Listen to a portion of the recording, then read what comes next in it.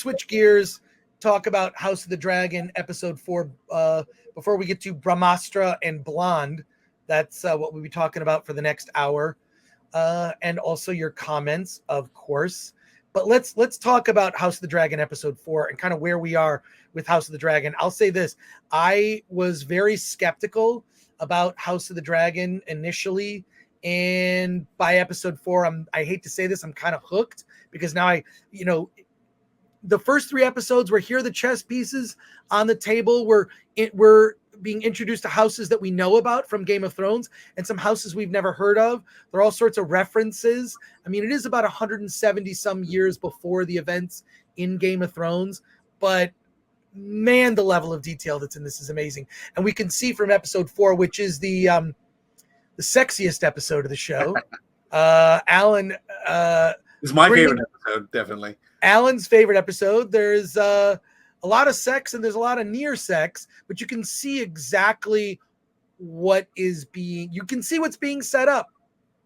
It's being set up that people are there. Well, Alan, what are your thoughts? Sorry, I'm getting maybe ahead of myself here, and this could be a little spoilery, but yeah, I mean, honestly, what are your thoughts before we get into spoiler stuff? Yeah, I mean, again, I like this episode. Yeah, it was a sex episode, and I think between this and having seen Blonde last night, I complained before I seen more penis than boobs.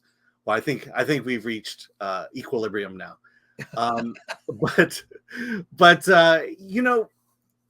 I'm liking it. I'm liking where it's going. I wrestle with wanting to stay on, and so I'm kind of going episode by episode now. I'm definitely interested in the next episode. And I think the only reason I feel that way, and again, having never seen Game of Thrones, you kind of know where things are headed. You know that ultimately this kingdom is going to disintegrate. It's going to collapse. And you're just watching they're forestalling the inevitable. Something's happening, and it's kind of like I'm watching, wondering, just how far into it are we getting? And I think that's my frustration is maybe I'm too far. I'm a little too ahead of the story than I want to be, but definitely I'm liking the intrigue. I'm liking the female leads and the fact that now they're starting to kind of go at each other. And I'm starting to like kind of this intrigue now of this family falling apart, this kingdom falling apart. And, but again, I know they're falling apart. Well, no. Well, we know where it ends. It ends with the fall of House Targaryen. We know that's how Game of Thrones begins, right? This is sort of the remnants. Daenerys is the remnants of like what's left. Okay. So how did we get there? I love this. It's like, this is almost like a, maybe what the prequels, the Star Wars prequels could have been like this darkness. How do we get to this dark place in the galaxy? Yeah. And how do we get to this dark place? Daemon Targaryen, has a reputation, and there's going to be clearly his dalliance with Rhaenyra is going to have like a the names sound the same. It's like Daenerys, Rhaenyra. It's a hard to. Please forgive me, folks, if I'm mispronouncing some of the names. I'll get it by the end of the season. But man, what they set up, I know is going to be intriguing. And according to Gary Beekler at Neurotic, because he's read the book that this is based on, they switch the cast. They kind of do a time jump with an older Rhaenyra, like in episode 6. So by the time we get to episode 6, the last 4 episodes, we'll have a slightly revised cast, slightly updated cast. Yeah, there's going to be an older Rhaenyra and then the queen, an older queen. And I believe Olivia Cook is playing that character. Yeah, so I'm really excited to see where this goes. Like I'm hooked. Like it's weird to have like this like, oh, it's Sunday night, a new House of the Dragon. I haven't felt that way about a show in a long time. I know people up and down are praising Cobra Kai. I'll get to it, but I'm really hooked. I'm really hooked on House of the Dragon. It's everything that, I think it's even like corrected some things. There were some problems in Game of Thrones. My problem with Game of Thrones often, and this is a problem with the Rings of Power, is there are too many characters to follow, too many B stories. Yeah, that's what I like about this one. I'm following Right. it. I'm able to follow it. You're able to follow it in the A story. I mean, there are some B stories, right? Yeah. But I mean, the main primary story is what it's focused on. And also the fact that it's like covering time, the time jumps, even between episodes, is noteworthy. And I don't know, I can't heap more praise. But this is the other thing is, we have two very strong female leads. We have a black family, and no one's talking it. No one's calling it out, saying, "Oh, they just," it's like, this is what you want in your female leads. This is what you want, and if you're gonna bring a black family into it, this is how you do it. And no one's complaining about it, and no one's, the stories are still strong. Yeah, no one notice how House of the Dragon fans are not being accused of being racist. Yeah, or misogynist. That you know what? When you write a good character, mm-hmm. and it's good. I mean, that to me is the best thing, is like acting. Like that's the good act. And then also not like, I just think accusing an audience of being racist because they don't like something is that's when you've lost in your marketing strategy. I can't think of one case. I can't think of one case where that has worked as a way to endear fans. It's not going to endear fans. It's going to repel them. I don't understand why the trades don't write articles like this. Mm-hmm. Like really look at this. This is not a winning strategy, either in promotion of a show or in marketing of a show. It's a losing strategy. Yeah. Well, that's just it. The trades won't cover it, because then the trades will be considered racist, because you cannot have a logical argument based on evidence anymore. It's all about feelings and emotions. We talked about the fall of Disney, that them calling their fans racist thereby lets them off the hook and lets them continue to produce bad content, bad films, and tell bad stories, as opposed to saying, why do people hate this? Let's not do that again. Yeah, well, it just makes me sad, because I've been around fandom a long time. I mean, I was reading Marvel comics in the 70s when they were still only 25 cents. And when I would go to comic conventions or events, it was like, look, if you're a nerd, nobody cared. I'd say the one thing that like you could identify a nerd had nothing to do with ethnicity. We all wore glasses. That was the one thing. I mean, I since got laser eye surgery, like when I got older, and I on occasion will wear glasses to close up read things. But pretty much the thing that connected all the nerds was we all wore glasses. But no, that was it. It's like, oh, do you like Star Trek? I love Star Trek. Do you like comic books? Cool. Do you like making model kits? Yeah. I would say that the most accepting people I've ever known are nerds. The people who like things that are, considered geeky, fantasy, sci-fi, horror. Like, they're the most accepting people I've ever been around. So those accusations are coming from people that aren't true nerds, that don't know any better. And by the way, the trades are writing these articles because they write that they're the ones making these. They're complicit. They're the ones making these accusations, because they'll go through and they'll find like, oh, here's a Twitter idiot, which could be a bot. Who knows? Someone with, 30 followers and some cartoon avatar, or just some picture, not a real person. What did they say? Big 69 said so, Well, look, you're welcome to, I believe people have a right to privacy, but I want to know I'm talking to real people. And that's why I enjoy these conversations on YouTube. I'm talking to real people. In fact, let's go to some comments here. So House of the Dragon, sort of across the board, people seem to be enjoying it. And I'm hooked, because that this is setting up. This is setting up some bad things that are about to happen. Yeah. Some bad things are coming. So here we go. Fuzzy is a member. It's the preps versus the nerds again. Yeah, for sure. John Long last name says horror fans are the most fun late at night. Hell yeah. You ever go to Monster Palooza? Monster Palooza is great. And then the acting when Damon and Rhaenyra speak Valerian is just amazing. Yeah, I loved that. Yeah. Imagine if you were at Subway and complained that they forgot the vinegar and they yelled racist. Ah, hey, Fuzzy, guess what? I had Subway today. Did you know that? I just had a BMT, a little, just a basic. I had to grab something quick to eat before I did the Nerdrotic Nooner, so I'd have like lunch ready for me. I can go right into this stream. Boom, just like that, right? Went clear off into it's a mad world reference. But yeah, that's the thing is like, and I think I've mentioned this comment before. You don't hear like people like food chains or fast food restaurants accusing people who don't like their product of being racist. It's such a terrible, like they just, make better food. Even Domino's Pizza, you can look this up. Domino's Pizza did a campaign where they admitted their pizza was crap. Tasted like crap. Seriously, go look it up. They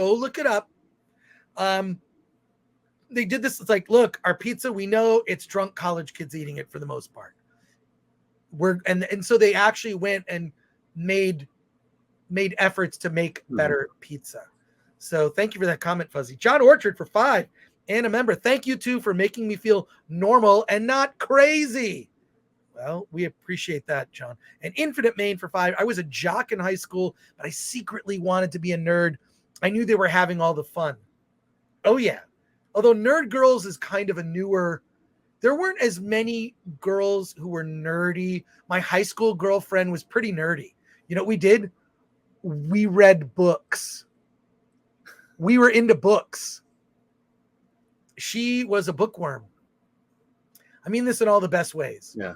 Well, I grew up in an all-white school, all-white neighborhood, and Star Wars was the thing that got me in. Okay, cool. So because the thing is this, no one cares can we be connected by we like the same things? Mm-hmm. I think that's generally how connections and communities occur. Exactly. There's some commonality. We like the Detroit Lions. No, it has less to do with someone's complexion and more. Yeah, it really you have doesn't. in common that you like. And I feel weird how it works that way. But it's weird. All this divisiveness is just being pushed so hard. It's really disgusting to see, and it's, I don't know. MK Solid 82. The Willow trailer is like the woke squad. Well, it's a nightmare. Yeah, it looked pretty bad. Brock Samsonite, because all people see these days is the headline. No one reads the full article anymore. True. Infinite Main. House of the Dragon is not being divisive with their casting choices, unlike some other studios. Amazon, Disney. Patrick Lemire, remember that time Walt Disney blamed the audience for failed projects? Yeah, me neither. Yeah, has that ever happened, Alan? Not for Walt. I mean, Walt, again, if you go to his family museum in San Francisco, every project could have sunk the Walt Disney Company. And so it was up to him to make sure that he got the biggest audience possible to come see his movie. I mean, weird strategy. Yeah. Someone in the chat says, sounds like the 70s comics and Star Wars connected people. Now it's dividing them. Yeah, I feel like it does. Like, what's weird is you see all of this bile thrown out on social media. And then when you go and spend time with people in real life, mostly that stuff isn't there. I'm not saying it isn't there. And there are not people, people that just aren't contributing positively to society. There's a lot of that, but for the most part, that's in the minority. So there you go. John Orchard for 5. Good writing. Shocked, I tell you. I'm shocked. Who would have thought it would work? So yeah, I just think that House of the Dragon is very well written. Amazon should have learned what happened to G4. I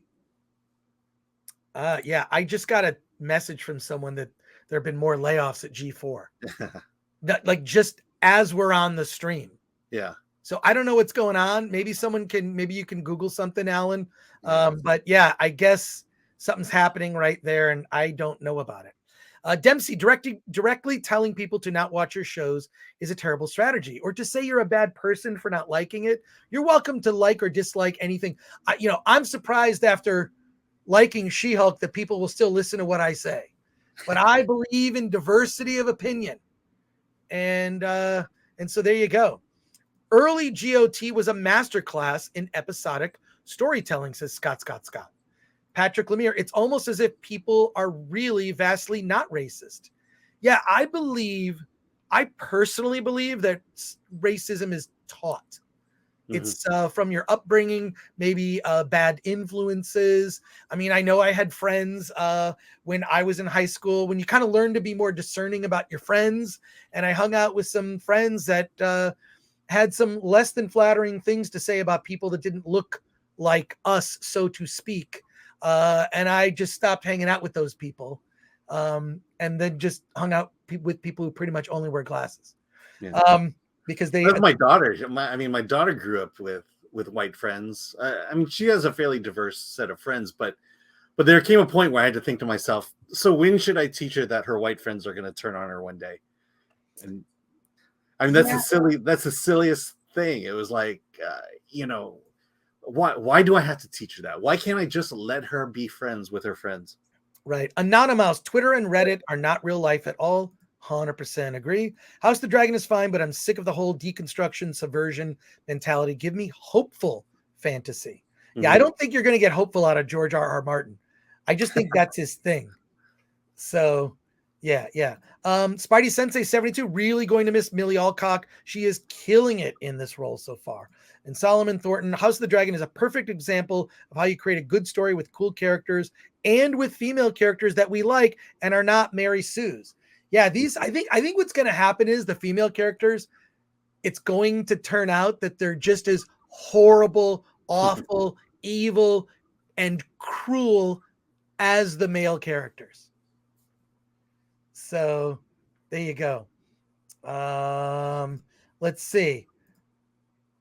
Viserys is this show's Ned Stark. It's going to hurt when he gets axed. Yeah, Infinite Main. You can kind of see that's coming. That's coming. I would say by end of the season, if not sooner.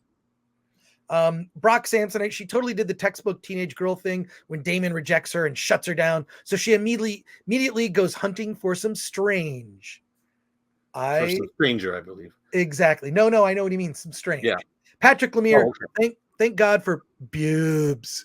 I can't do it as well as John Bailey. Shout out to John Bailey, our MC and announcer for Award This, which is on our YouTube channel. If you want to watch, by the way, did you see that the ratings for the Emmys was way down, 5.9 million? The low estimate was 7.5. It was lower than their lowest estimate. 5.9 million people watched the Emmys.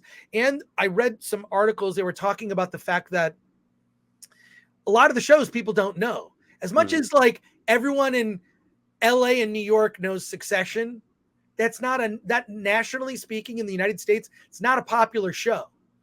It's Yellowstone, which got 0 Emmy nominations.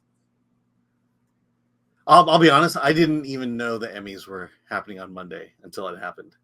I mean, that's just how far that thing is out of my mind. John Walbecker is here. John Walbecker is here for 10. Thank you, John.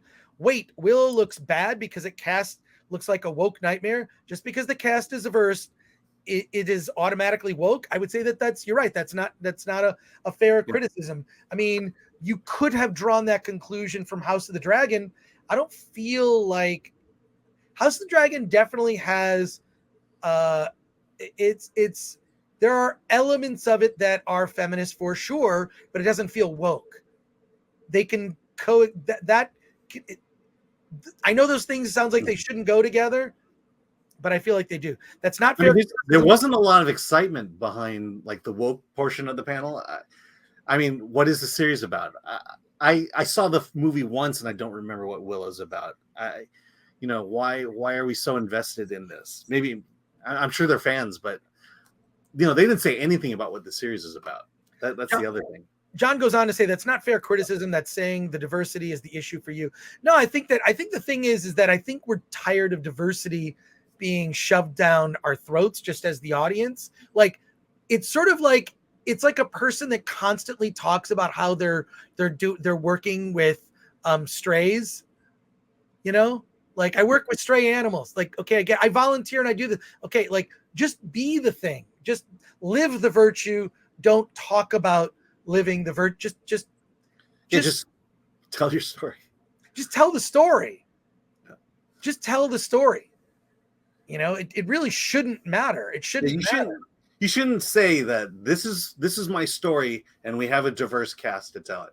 You don't need to say that. You don't need to say, just live it. Don't talk about it or use that as a point of marketing. I think they're just pandering to woke journalists. Patrick Lemire, woke has murdered award shows. They used to be the Super Bowl, NFL playoff ratings, ad rates. Yeah, it has. I just wonder at what point do they do a study and just say if something is overtly woke, I think it does turn people off.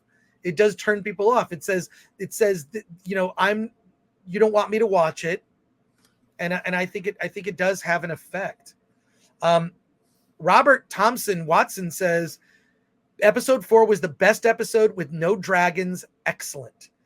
Brock Samsonite, I'm loving it. Matt Smith is carrying the whole show on his back. I have a newfound respect for Matt Smith. Fuzzy says, I don't like how in episode 4, House of the Dragon sexualized children. I stand with Odin. Odin on his opinion, it was unnecessary. Well, I mean, what is she supposed to be? At what age is she now? She's 16, 17? Do they explicitly say? I have no idea. Yeah. I think she was around there. Fair point. Patrick Lemire, Disney seems to have no one in charge. When something goes wrong, they shrug and say, what can we do? If something screwed up under Walt at one of the parks, you'd get a visit from Walt. Yeah, I don't think anybody's in fear of Bob Chapek. There's a lack of leadership that I think you're finding in David Zaslav with Warner Brothers. Yeah. Sadvik Medinini says, Chris, what's a pirate's favorite movie? R. Okay, I see what you did there. Disney needs an audit, says Cavatino Cavalryman Shea. Bob Chapek inherited a house of cards, but he's not man enough to fix it, says Infinite Main. That's what it feels like. Yeah, and Bethel Games says, Disney is still interested in kids, but not in a good way. And Shucksy says Chris is the biggest troll. And Oteo says, lol, nipple rupted him. That's going to be a new term, nipple rupted. And let's some super chats here. We'll get to the super chats and then we'll switch gears. Bert for 5 says Jennifer Coolidge, aka Stifler's mom, the OG MILF, is still winning in life 20 years after being immortalized by John Cho's MILF guy number 2 in American Pie. That's the first time I remember hearing that term. First time. And Jack D. Ripper says, how many first gay characters has Disney had now? I don't know. John Walbacker says, watch the videos of young girls and women reacting to The Little Mermaid. Your complaint is founded on the idea that celebrating diversity only exists to serve marketing, but it has real validity too. No one denies that. I think what we're saying is maybe an original story or an original character might be a better way to approach it. Well, also to his point, I think what people are saying. Also to his point, we see movies, we get excited about movies by who's in the movie. Tom Cruise is that example of cast Tom Cruise, people will see it. People don't feel that way about skin color. What are the color of everyone's skin? Oh, therefore we need to go see this movie. You should have quality actors and actors that will, use them as marketing and say, hey, that's why I'm seeing this movie. And thank you, John, for your super chats. We really appreciate it. And also thank you for chiming in with an alternative opinion. We appreciate it. Because there's a lot. We review a lot of movies at Film Threat on the website, and a lot of them are very woke. I don't know that they're just more reflective of the times and maybe the ages of the people that are making these indie movies. I'm talking about young filmmakers. Would you agree, Alan? You see more of these movies than I do. Oh, absolutely. Yeah. So MK Solid 82, the main Willow girl in the new series will be a lesbian. It's confirmed. I actually like not knowing the sexualities of characters. Like, I just don't care. And I do feel there was an article, I think Dante James wrote this article called Queer Baiting. It's when they tell you some inconsequential side character in a TV show or a movie is gay, just to kind of placate. Yeah. And it has nothing to do with the plot or the story itself. Nothing to do with the plot of the story. Nothing at all. It's just, this character's gay. It's like, when they made Dumbledore gay for no reason after the fact. It's, you know. Because I remember when Eric the actor wanted to go out for a role, but they told him the character was gay, and so he wouldn't do it. But Eric the actor from, that's what I love about Alan. He has like such diverse taste. He's talking about Howard Stern. Do you still listen to Howard Stern now? I do not. After COVID, I couldn't stand listening to him anymore. Yeah, I hate to say it. Same here. Like after COVID, I don't know. He went kind of crazy. Yeah. He went He's playing it safe now. He's playing it absolutely safe. Yeah, I don't know. I just think, yeah, it's a little. I mean, I'll say the guy who took on the censors in the 80s and 90s is not taking on the censors in the 2000s. Yeah. John Long last name says no one complains about Indian, Korean, or Japanese movies not being diverse enough. Only American movies fall victim to this nonsense. Yeah, and I love Korean films, Indian films. We're going to talk about one shortly. Yeah, I love those movies. I actually don't want to see white people. Like, tell me a story that's not like, and that's also, it's really interesting because you do get like insight into the culture, and I like that. I'm watching this thing, Extraordinary Attorney Woo, on, I think I'm like episode 7 or 8 right now. It's a South Korean, obviously. It's a Korean lawyer show about a girl who's autistic, and it's a really amazing show. Just watch the first episode. I'm really loving that show. And you're not upset by the lack of diversity in that show? I don't care. I don't think I've seen a white person in it, frankly. Yeah. And I don't think Awaju has white people in it either. Good. I don't want to see any. I want to see authentic stories. And John Walbecker for 10, thank you again. The term woke has lost all meaning as it is being used as a cudgel to beat down discourse. It is shorthand that has too much toxicity to mean anything. It is a hollow statement, covers no specificity. I hear what you're saying, but I really do think it's important to, it's sort of the term, it's unfortunate, but that's the term people are using, okay? Like it or not, that's what people are saying. But it's also something that clearly the reason award shows have, become less popular is because I think that plays a part in it. So it being too woke is what I'm saying. So, yeah, John, look, I agree with you, and that's the term people are using, and so there you go. And John goes on to say for 5, also thanks. Wanted to give just a pure bit of support because that last super chat was kind of aggressive.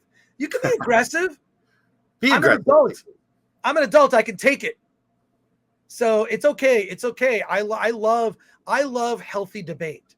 Healthy debate is how we get to understanding, right? And so, and I like to talk to people whether I disagree with them or not. I look at movies I might not like. I'm going to talk about it on Friday. I saw The Woman King. Wait till you hear my review. Wait till you hear my review of The Woman King. We'll talk about it on Friday. And you'll be surprised to learn it's a really good action movie. And I think that the trailer is misleading. It's trying to make it look woke. Is that what you're saying? It's trying to make it look more. Yes, it's leaning into that. I really did not like the trailer for the film, and I've seen The Woman King. I'll talk about it on Friday when we also talk about Andor. We have a special guest on Friday too. I'm very excited. Akanika. Most of the newish type of diversity seems more like pandering and not. Yeah, I see. That's where it's like, yes, it seems pandering, and then it's used in the marketing, and it's like, wait a second, like, we've seen diverse casts in science fiction for a long time. Alien, original Star Trek series. Look, in Lightyear, they pandered to the the same sex couple. The people they were pandering to, they didn't show up and watch the movie. Yeah, they did not go to the theater to support that movie. Yeah, true. Patrick Lemire, Jiminy Cricket is gender fluid kids' lives, and the story will not be complete unless you know this. Chris, love you on the Nooner, but why won't you turn your camera on? What's the deal? We need to see the more gore, says Pat and Jessica's Jeep Adventures. I'll tell you why. Can I tell you why? So this is okay. And look, I've been on FNT Friday Night Tights. I think I'm going to be on Friday Night Tights in early October. Because I'm on my couch. This is my the energy for me to like sit. I don't sit for usually don't sit for more than 20 minutes. I have to get up. I have to get up and rest my legs. So and just like give my legs a break. And after I get my legs are so stiff after sitting, even doing like this show, I am in my living room when I'm doing the Nooner. So I'm off camera because I'm literally slouching on my couch and I'm answering emails. I'm talking to Alan on River. I'm texting people. Like I'm listening to Gary. And when I feel like I have something to add, I'll talk. But yeah, I'll you know what I'll do just for you, Pat and Jessica? I will turn my camera on and show you my living room. And you'll see a lot of times I'm not even like I've gotten I haven't like changed from what I slept in. Okay. So I literally get up, I get on my couch, 9 a.m. I'm drinking coffee. I'm answering emails. I'm doing stuff. And then like Gary's like, here's the StreamYard link, go. And then I'm on the show. So I don't turn my camera on. Look, Mahler doesn't turn I don't even know what Mahler looks like. I don't know what Yellow Flash looks like. I feel like in their case, you know, people know what I look like. In their case, people don't know what they look like and they prefer to have their privacy. And I would respect that. Like that Umbrella guy, among others, like they want their privacy to be maintained. I completely respect that. But me, I'm just on my couch, literally in what I wore to bed. And my hair looks, well, I guess my hair looks okay today because I got a haircut before. I rushed out, got a haircut, and got on the Nooner. But yeah, I'll turn my camera on just for you because remind me on there and I'll do that. I'm just going to do super chats here because we're way behind. Diano for £2. Just a big thumbs up and a member. Thank you, Diano. That's great. And Shaxi, a member, says the real reason Chris isn't on camera during the Nooner is because his hair isn't as perfect as it is now. Trust me, it's not. Well, this is not far from the truth, says Andrew Zakis says, Chris, while on the Nooner, sits in a beanbag naked eating Cheetos. I am usually eating. I am like muting my mic to have like a bowl of cereal or something or a sandwich. I'm doing all sorts of personal things. I mean, I'm still contributing to the show. I like to think I'm contributing. Same thing with Midnight's Edge in the morning. I'm never on camera on that because I'm like, sometimes I'm like, at my girlfriend's place in the kitchen and I'm on the show. It's not interesting to have me on camera. And I think everybody on Midnight's Edge is in the morning they're all like little cartoon. It is weird though to see all these shows like Flashcast on Saturday and everybody's a logo and they're just sort of pulsating when they talk. It's kind of funny. And you stand out if you're the only one on camera now. Yeah, but I like FNT. Everybody's on camera except sometimes special guests aren't on camera. Like it's a Gundam. It's fine. I will be on camera though during the Nooner next week, if I don't look too horrible. Buford T. Justice, who was watching the Nooner, for $9.99, woke isn't a nondescript, non-specific term.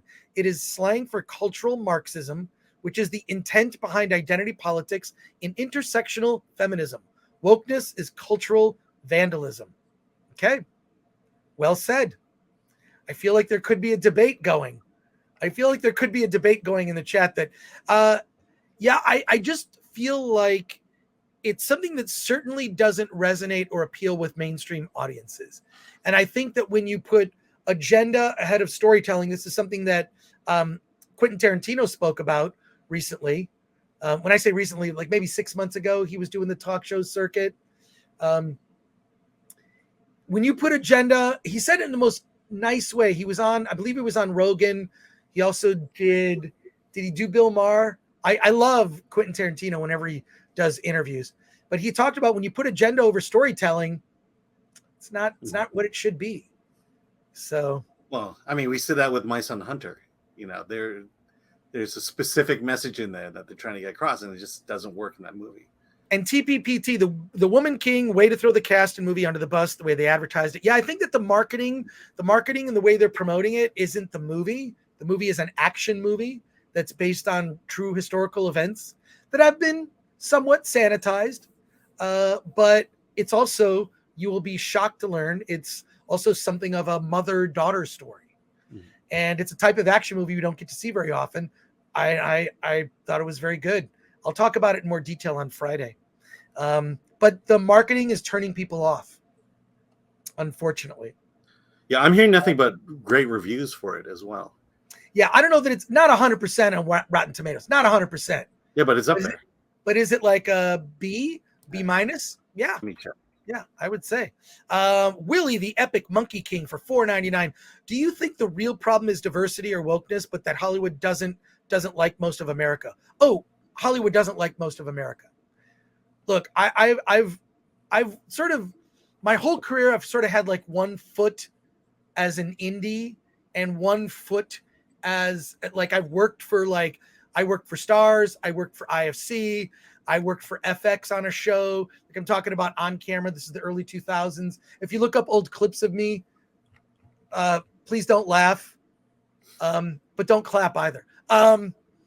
But yeah, no, like, so yeah, and there's definitely sort of an elitism that always used to annoy me. It's just like, look, you act like what you do is really important, and to some degree it is, but no more important than people with other types of jobs.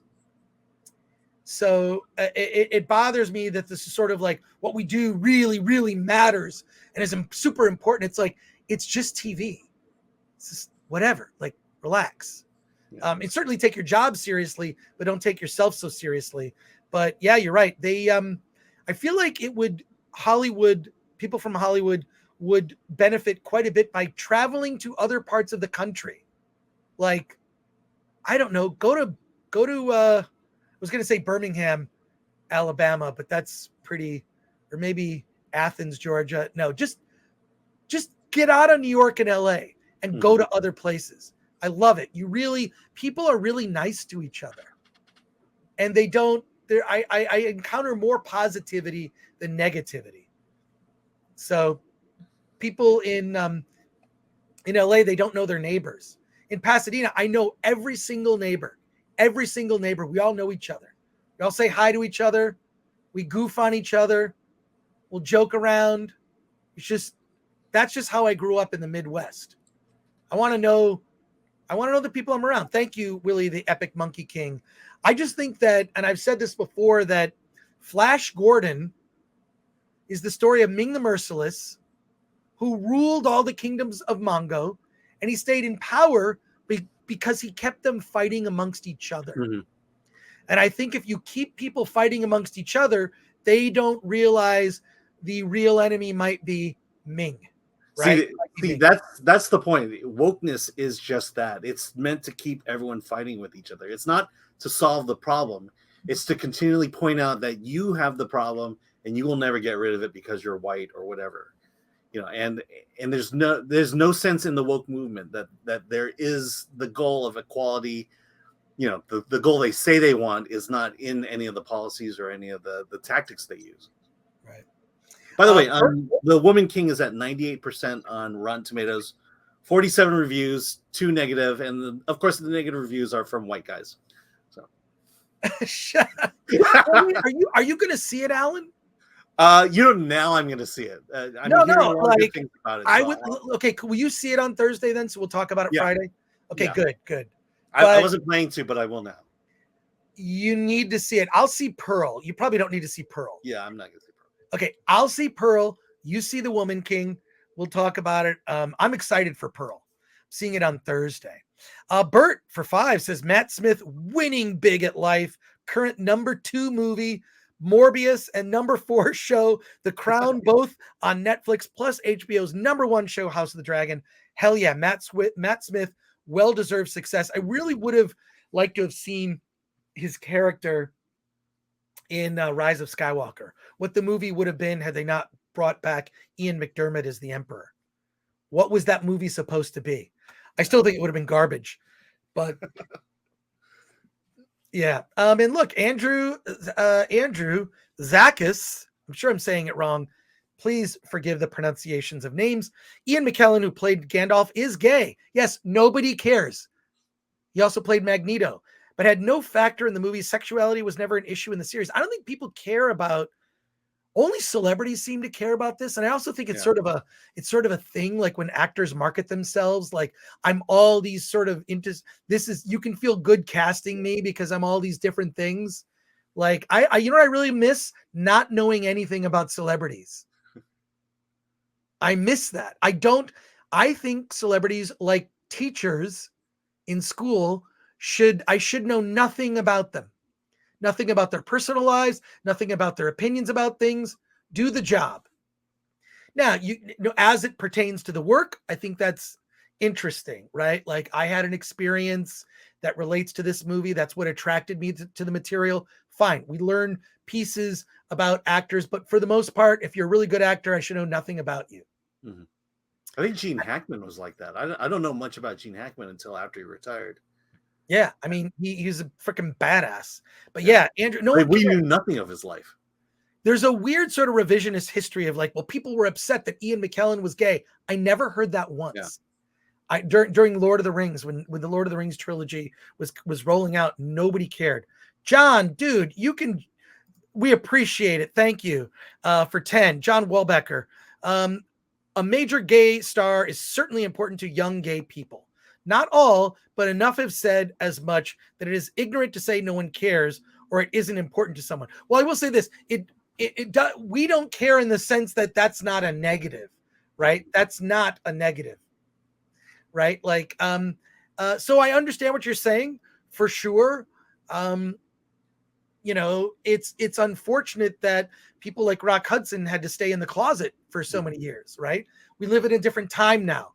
And what I'm saying is when I say nobody cares, but I think you're misunderstanding my meaning, John. What I mean is it doesn't matter to someone that they care about the work more than anything on screen. It doesn't matter. But if it does matter to young gay people, fair enough. I think Peter Jackson didn't hire Ian McKellen because he was gay. He hired him because he was Gandalf, and being gay was the benefit. And young gay teens liked, or young gay people liked the fact that a gay person was playing Gandalf, but it had nothing to do with being gay. Exactly. So that's what I mean when I say no one cares. But I understand your point. I totally get your point. And that makes a lot of sense. I like seeing Asians in movies, and watch House of the Dragon. There's Asians. Yeah, I blinked, so I had to rewind it, and then I saw him finally. Oh wait, did you blink during the Rings of Power too? Because there were. Yeah, I blinked. No. For some reason, my eyes were open, and I saw the quick glimpse of the Asian person. But yeah, I did blink during House of the Dragon. Well, I think the one thing that's interesting is that some of the better actors on the show are not the white actors. Yeah, you know what I mean. Like the guy who plays the elf, I think he's very good. Yeah, he's got like almost regalness to him. And the woman who plays Princess Diza, I think a lot of people said, Yellow Flash said she won me over. Mm-hmm. Like she's very good. Yeah. So I think it does make sense to reserve judgment on these things. It's not a marketing positive. Yeah. And I think Nick Fury, Samuel L. Jackson had everything it took to play Nick Fury, and no one cared that he was playing. Well, he has that gravitas, he's got no superpowers, mm-hmm. but his superpowers is he's Fury, Absolutely. So, he fills the role. He performed the role the way it was meant to be.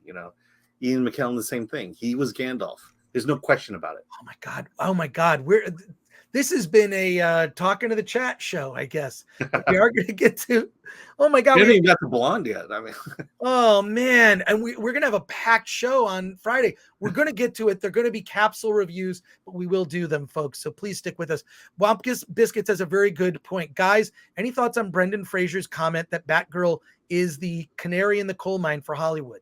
I think he mentioned, better to work with trusted filmmakers. I mean, he was in Batgirl, and then, the whole project got canceled, and now he's in this movie called The Whale, which I hear is phenomenal.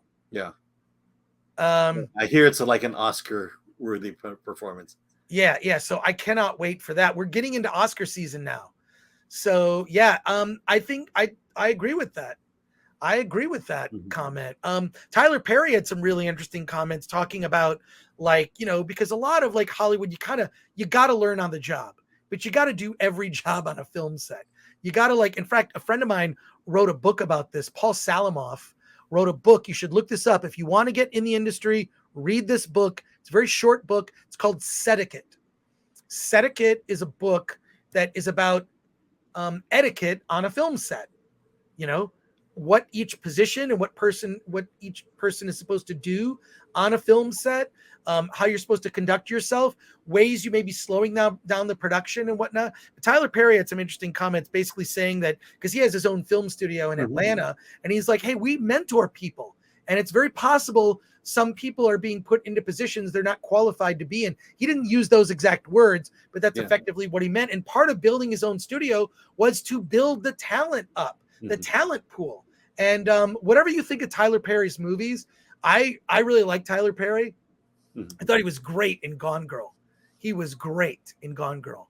And briefly, we saw him in the 2009 Star Trek, but I really like Tyler Perry a lot. But he has a sobering opinion because he owns his studio. He's the businessman behind that studio. He understands the economics of what it takes to run a studio, which is completely lost in the conversation. Yeah, he has his own studio in Atlanta where he makes his movies. He's got a very dedicated audience. He's making movies for that audience. The movies generally that Tyler Perry makes they don't necessarily appeal to me.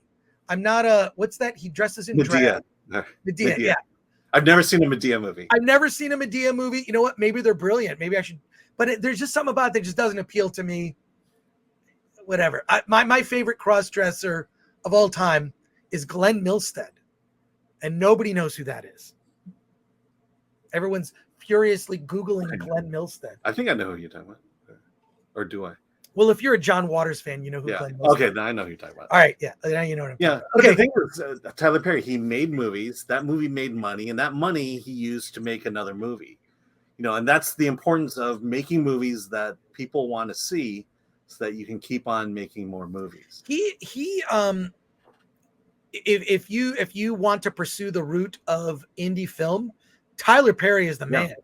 He is a man to admire. He doesn't just make his own indie movies. He made his own studio so he could keep making indie movies that he then profits from. And he makes deals with studios, to sell his product, but they know it's gonna target a specific demographic. It's made for a certain. It literally is a math formula of this movie is worth this much money. I think I'll make it for this much, half as much, so that I'll make this much. Like, this is what the market bears. So he just backwards engineers his budgets for what the market bears. Very simple.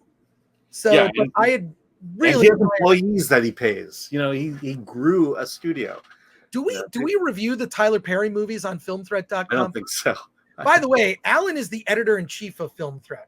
So while I get way more credit than I deserve, I mean, I founded Film Threat, did the magazine in the 90s. There were times I kind of fell off, and then other people were involved, and then I came back. But Alan runs the website, and I always defer to him. Now, I do put my fingers in the pie and kind of like I annoy Alan quite a bit, actually. He's going to make a face. You could share screen on that. Alan is, and I see a lot of the movies that come in because I want to see if we can find some good guests for our show on Friday. Actually, we have the director of the movie Fantastic Fungi. He directed that documentary. He has a new documentary out. And I forget the name of it. Why am I forgetting the name of it? I got to look this up. Fantastic Fungi. I'm sorry, folks. Fantastic Fungi is actually on Netflix, and I believe Brie Larson actually does the narration for it. Yeah, see, she's not all that bad. Louis Schwartzberg did that movie, and we are going to have him on the show on Friday. His new movie is, which I just saw, why am I forgetting the name? It's a sort of an innocuous name.